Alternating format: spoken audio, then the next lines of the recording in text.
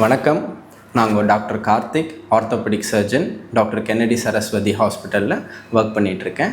இன்றைக்கி நம்ம myth and facts பார்க்க போகிறோம். அப்படி கிடையாது, இட் இஸ் ஃபால்ஸ்.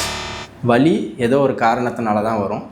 எலும்பு திக்னஸ், அதோட டென்சிட்டி கம்மியாக இருக்குது அப்படின்னா அது ஆஸ்டியோபோரோசிஸ் சொல்லுவோம்.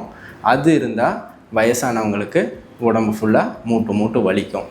இல்லை தேய்மானம் நடக்குது அப்படின்னா தேய்மானத்தினாலேயும் வலிக்கும். ஸோ ஏதோ ஒரு ரீசன் இருந்தால் தான் பெயின் வரும்.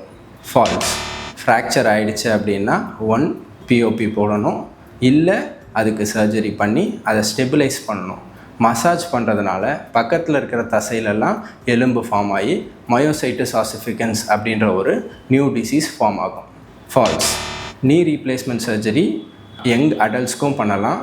ஹிப்பு ஜாயிண்டில் இருக்கிற ஜாயிண்ட் ஸ்பேஸ் குறைஞ்சி ஆர்த்ரைட்டிக் சேஞ்சஸ் வருது அப்படின்னா, மூட்டு தேய்மானம் அவங்க டே டு டே ஆக்டிவிட்டி பண்ணலைன்னா யங்கர் அடல்ட்ஸ்க்கும் தேவைப்பட்டால் பண்ணலாம். தேங்க்யூ.